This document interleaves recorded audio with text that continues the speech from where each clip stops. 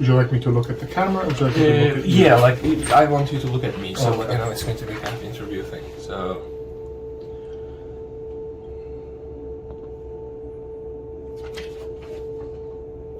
Good morning, everyone. I hope everyone is doing well. And today I'm going to make an interview with Dr. R.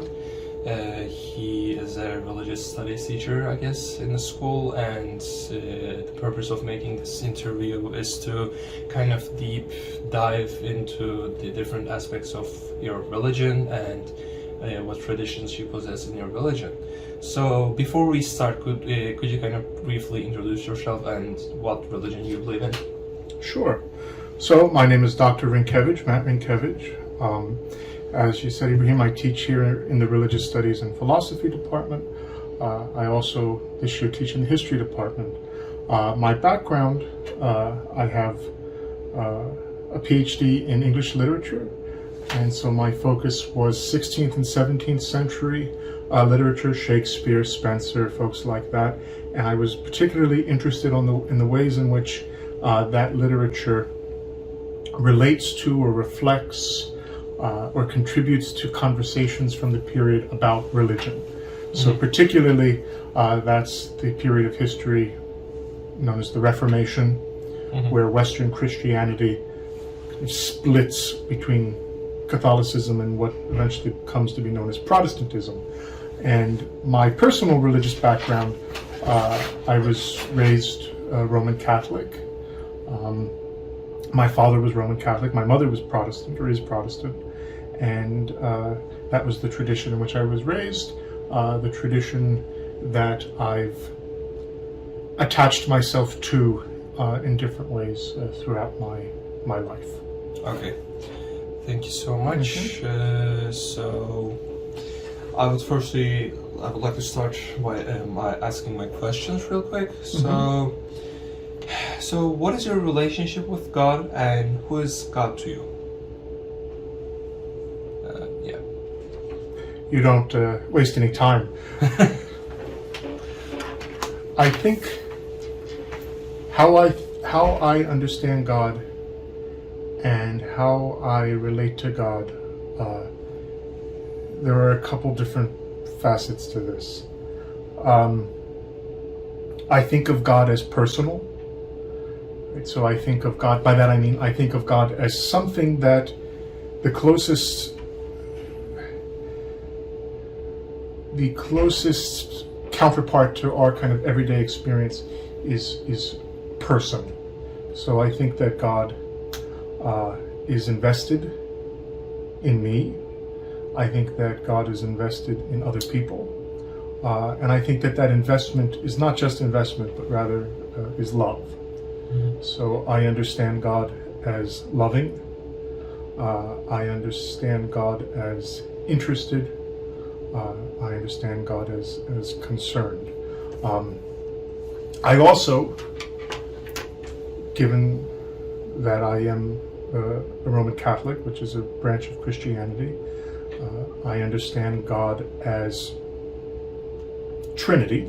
I know in worldviews we've talked about Trinity, so that means that I understand God as community, right? That God is Father, Son, and Spirit, and that's important to me because what it shows to me is that the life of God is a life that's lived and shared with others. And so in some ways what I have to think about is, if I want to be like God, if I want to follow the example that God offers, that means that I have to share my life with other people.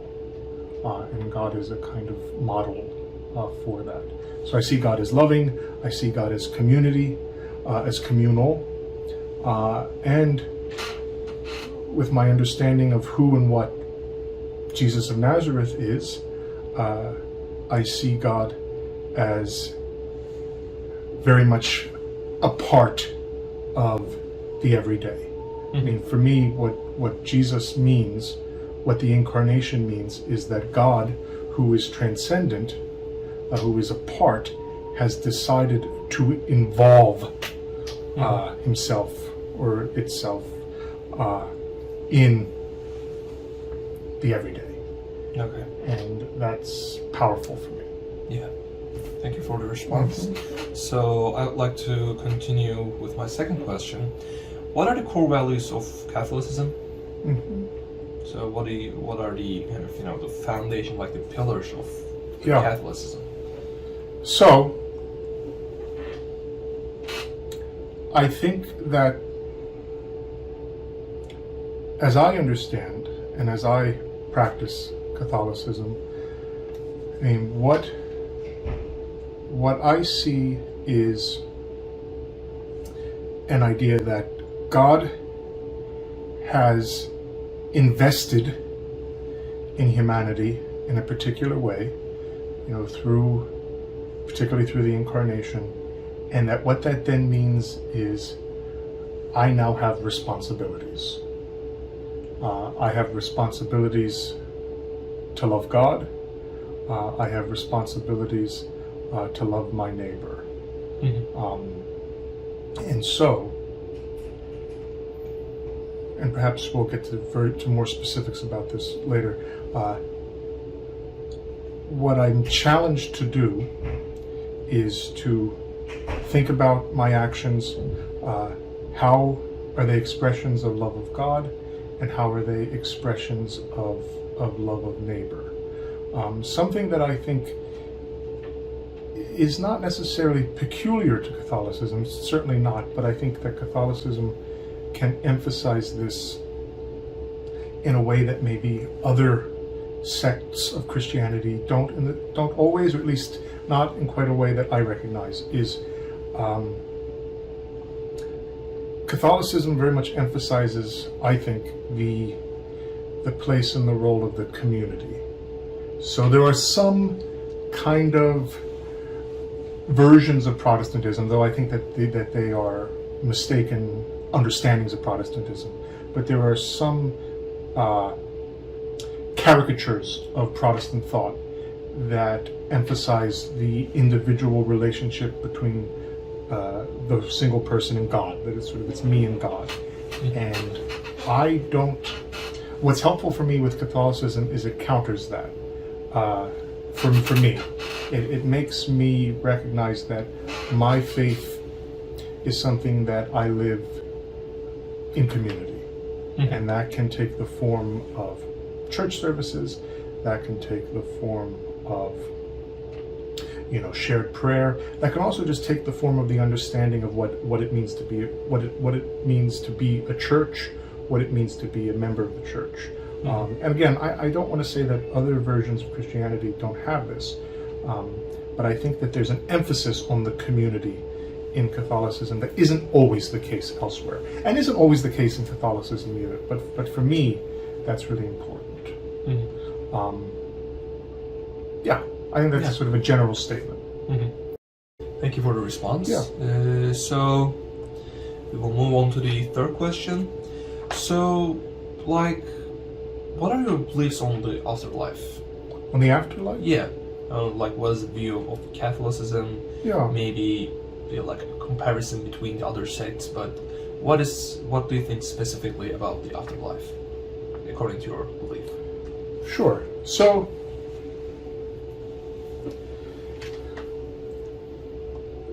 there's a story that I read just the other day, and it's about a doll made of salt, and this doll made of salt is traveling throughout the world trying to figure out what she is and where she belongs.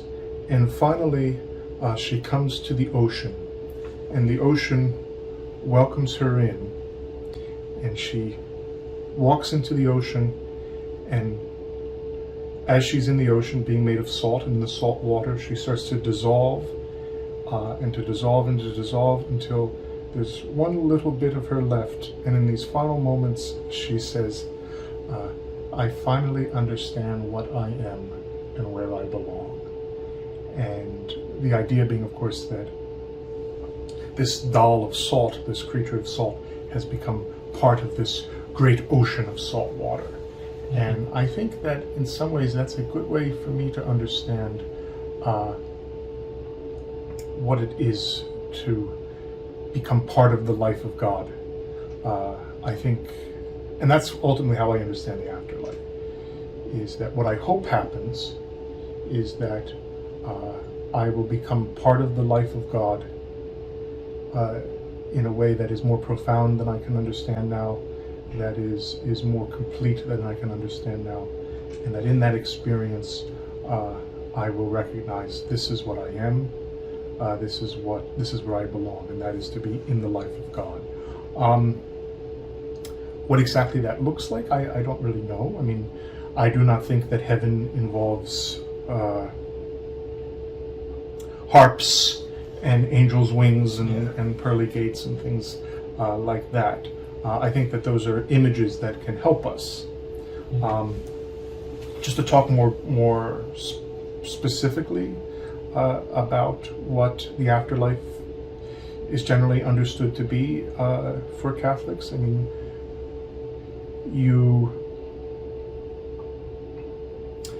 of course, if in your life you reject God and say, I don't want to have a relationship with God, the consequence of that is something that's often understood, often called hell, right? And I suppose I don't rule out the possibility that folks could say to God, I do not want to have a relationship with you, by their words and by their actions and by their thoughts, and that God would say, okay, then you don't have to. But I think that for the most part, I think that for the most part, we're trying to have a relationship with God, or we don't understand what that means, or we've been hurt, and that hurt and that wound makes it difficult for us to understand the love that God has for us. So that's to say, I don't rule out the possibility that there is an experience of punishment after life, but I think that God is more understanding than we sometimes think. And I also think that sort of part of the process of the afterlife might be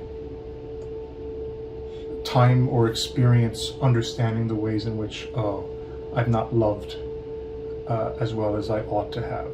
And I mean, I think of that as kind of the counterpart in traditional Catholic belief, is this idea of purgatory. So when you die, you either go to hell, or you go to purgatory, where you are purged of your sins and your attachment of sins, and you go to heaven, or you go straight to heaven. And in the Middle Ages and later, you know, there's lots of images of fire and all of that, and that doesn't particularly interest me. I think that that's perhaps at times sort of helpful imagery, but I think what's important is that I will recognize, hopefully, the ways that I've fallen short, but I will also recognize the overwhelming love of the one who made me and who desires me to share life with him. That's a very nice response. Thank you. So, I would like to continue with my fourth question. So, if I'm not wrong, you studied religious literacy in the college, am I right? Yeah, so my degrees aren't in religious studies, but I focused a great deal in my studies of English thinking about religion, and as an undergraduate I was briefly I was a theology and a philosophy major. I also studied to be a priest, to be a clergyman. Yeah, my bad. Like, I tried to mend that. Like... Yeah, but that was not my path. I'm happy to talk about that too. But anyway, yes. So yeah. Continue. So, like, my question is that. So, how has your perspective changed in your life? Like, by just studying religion, and like, you know, being involved in the religious community of the Roman Catholic Church. Yeah. Like, you know, how does this change your perspective towards life? My perspective of what? Towards life and towards religion, like understanding of religion. So I would say, for me personally, my experience of what it means to practice my religion has changed over time. There was a time when I was maybe around your age, when my understanding of what it meant to practice Roman Catholicism, in some ways did not make me the nicest person. It made me pretty judgmental. It made me very much focused on how I felt like other people were falling short, and how I thought other people were not doing what they ought to do.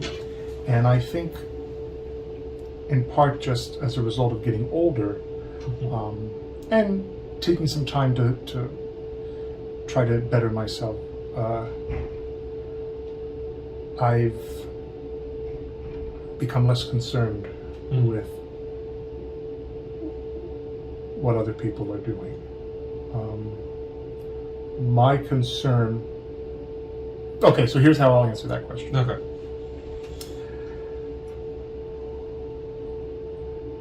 How my...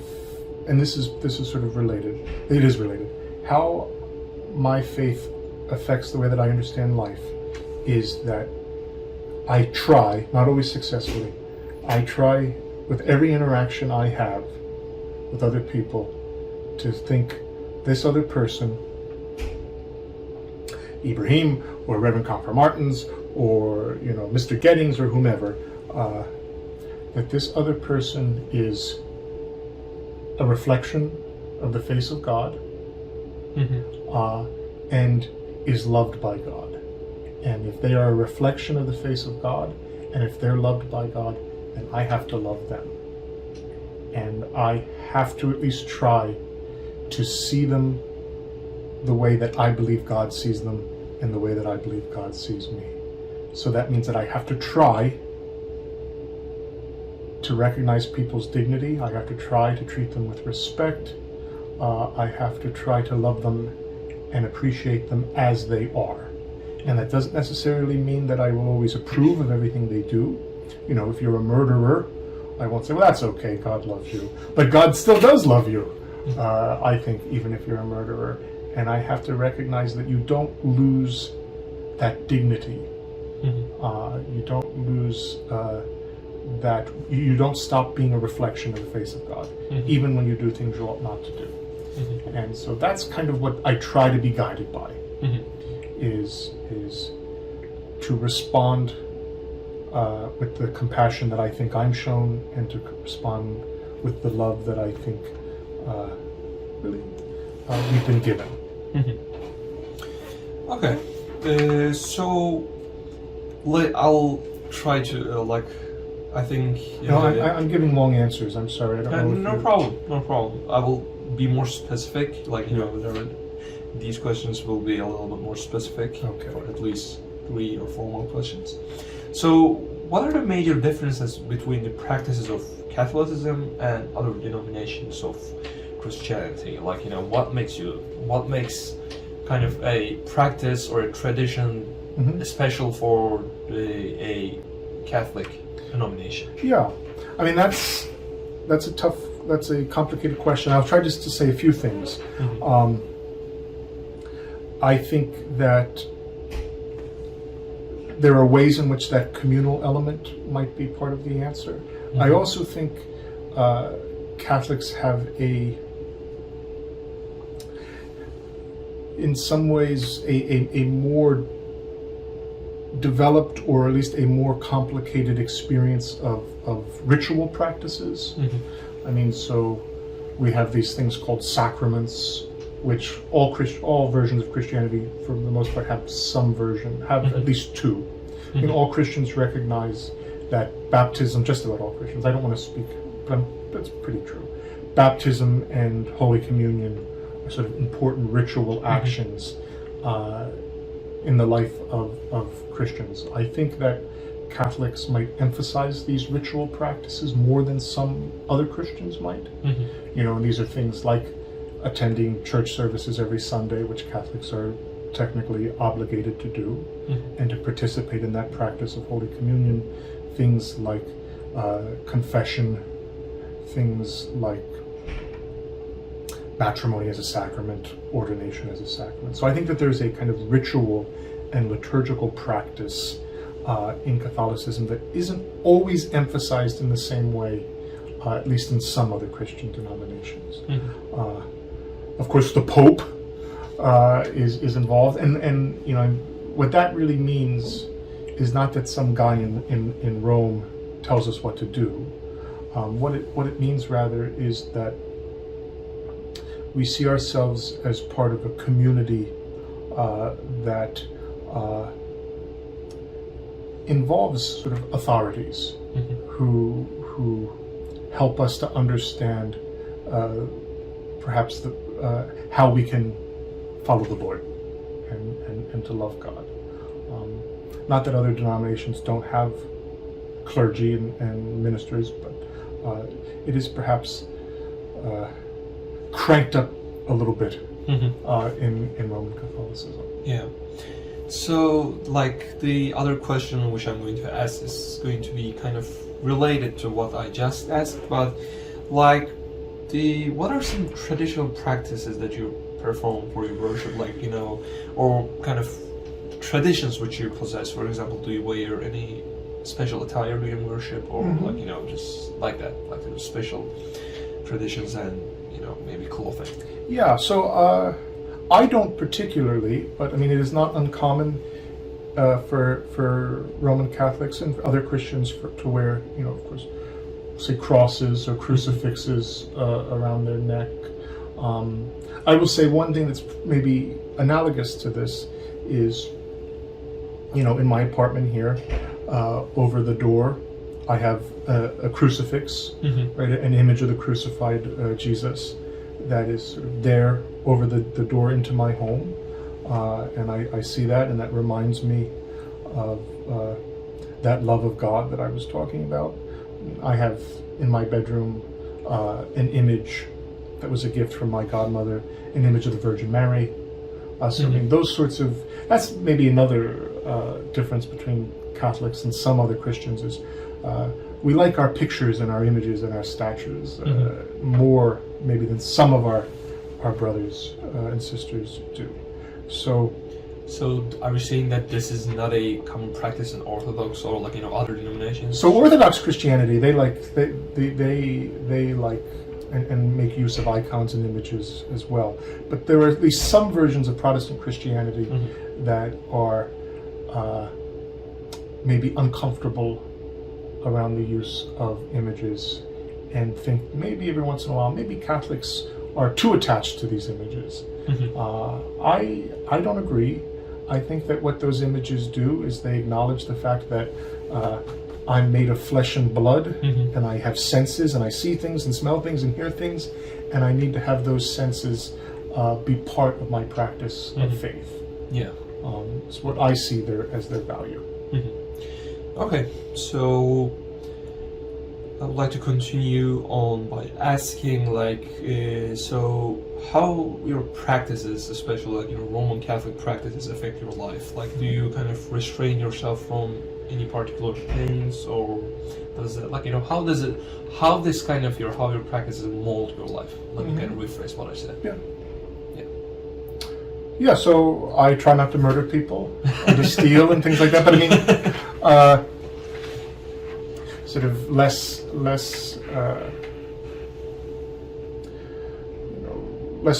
grand example perhaps is, you know, during the season of Lent, which like, say, Ramadan, kind of requires experiences of fasting and abstaining. I might be mindful about not eating meat on those days. It also means kind of more daily experience is that I take time in the morning and at night to spend time with God, and that's through experiences of prayer. Something that I try to do is something that comes from Jesuit spirituality, and Jesuits are an order of priests and brothers, is this idea of the daily examen. And what the daily examen is at the end of the day, I try to spend 10 minutes or so going over my day. And I go over my day in detail and think, what are some things that have happened today that I'm grateful for, that I've seen God being good to me? What are some things that have happened today where I've fallen short, where I've not loved God and not loved my neighbor? where I've been impatient, where I've yelled at a student because they were out of dress code when maybe I could have been gentler about that, when I've gossiped. That's my weakness. I like to gossip, and that's sort of at the end of the day where I think about that a lot. You said that nasty thing about this person or that person, and that was an instance in which you didn't love them as you should have done. And so it's an opportunity for me to think about what's going well, where I've felt happy and grateful, and where I've fallen short, and to resolve to say, okay, I have to try better tomorrow. Yeah. I have to try better tomorrow to be the best version of myself, and to try to be the best version of myself. I think that's what I'm being challenged all the time, is to try to be the best version of myself. Okay. So, I know that you kind of tried to be a priest, am I right? I did. Yeah. And so, do you observe your beliefs so strictly? In what kind of way do you try to follow or observe your religion to kind of, be a good person, be considered as a good person in your religion, and what are your restrictions, and is there any kind of things which you don't do, or what are your views on this? Well, I mean, there are things that I do, like daily prayer, I go to Mass on Sunday. I also am mindful about things like eating and drinking, sort of not overeating or not, which is something I struggle with, or not drinking alcohol to excess, and that's something that I think, if taken too far, is a kind of disrespect of yourself. At least for me, I think of it that way. I don't say what other people should do. Sort of that maybe I'm not treating myself the way that I should be treated. Yeah. And again, I know I'm saying versions of this over and over. For me, it very much is about how I try to interact with other people. Yeah. And because I think, not for me, Christianity is just about being nice, but for me, Christianity and Catholicism, my faith, is about having to recognize that God is everywhere, and God is present in every person, is present in everything, in a certain way, and that I have to behave differently because of that.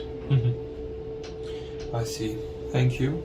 And so, at this part of interview, so we will just kind of get out of from specific questions about Roman Catholicism, and I would like to ask questions about more broader questions about different religions. So firstly, I would like to start with asking your opinions about the Hindu and Buddha deities. What are your perspectives on that? So it's interesting. I mean, my short answer is that as far as for instance, Hindu deities I do not believe in them. But what's compelling to me about something like Hinduism and about Buddhism is this idea. You'll remember way back in September and October when we were doing Hinduism and Buddhism, this idea of Brahman, of sort of like the one, right? That ultimately what these different deities are expressions of is this kind of one divine essence. It's complicated, right? That's when you remember. It's hard to say whether Hinduism is monotheistic or polytheistic because of these things. And so, what I recognize and I value in these traditions, first, in something like Buddhism and Hinduism, I appreciate the emphasis on cultivating stillness, on cultivating detachment. I mean, detachment is something that's really key to a lot of Christian spirituality as well. Not being a punching bag, but sort of taking things as they come, and accepting and recognizing that this is sort of part of a larger experience.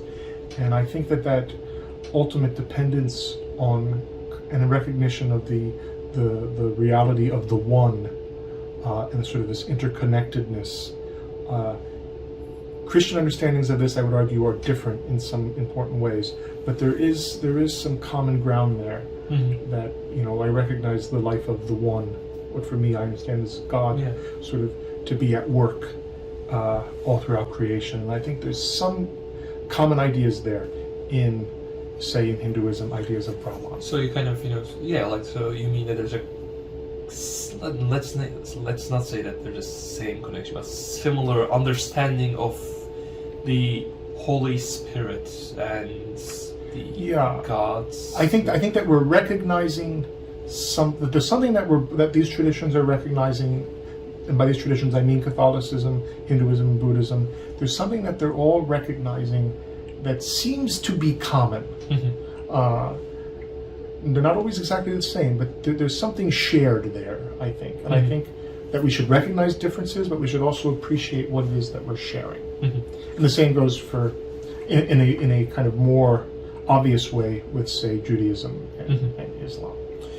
Okay, so as you just mentioned Islam, so my question is going to be about Judaism and Islam. So, as you know, that Christianity, like, you know, Judaism and Islam are all Abrahamic religions, and they also come from the same root. And so each religion has different understandings of, well, about these religions. But I would like to ask, like, you know, what are your opinions on Judaism and Islam? Like, how do you view the relationship of other Abrahamic religions with Christianity? Yeah, so again, there are ways in which I disagree, of course, with Judaism and with Islam. Otherwise, I would be Jewish, I would be a Muslim. But I think that with Judaism and Islam in particular, it is helpful to recognize that, you know, right, in Islam, this idea of the people of the book, right? That we are sort of part of the same family. Yeah. And for a long, and even still, part of our history has been ways in which members of this same family have not gotten along. Yeah. And I think that we have a challenge again and again and again to not ignore our differences, but to recognize that there's something that connects us. There are many things that connect us, not least the fact that ultimately we all believe that in common that we worship the God of Abraham, Isaac, and Jacob, and of Ishmael, and you know, of Jesus, and to appreciate that, and to think about ways that we can learn from each other. So, like, something for me from Islam that I find really beautiful is, you know, this idea of course, the word Islam means to submit, but and that's not a negative thing. That means sort of depending and recognizing the goodness and of God and everything that God offers and provides. And I'm humbled by that idea that, you know, to live. I mean, do I live in a way where I recognize that God is everything, and that God cares, and that God sort of is in control? And can I submit to God and to His will, to God's will, in a way that is actually freeing? I mean, that's something beautiful from Islam, that it sort of challenges me. Yeah. And so I'm grateful to sort of be aware of that. Well, these are all of my questions. Thank you for accepting my interview request, and it was a really nice pleasure to kind of, you know, talk with you. And please, I had, like, you know, I didn't have any knowledge about, like, you know, different sects of Christianity, especially with Catholicism. Because, like, you know, I was born in an Islamic country, and like I had no idea. But like, this kind of interview really broadened my perspective, and thank you for that. I appreciate that. Sure thing. Yeah. Well, all I'll say is that I'm sure there were many things I said that were incorrect. Yeah. And that I should not be thought of as representative of Catholicism or of Christianity or really anything. No problem. Thank you so much. Thank you.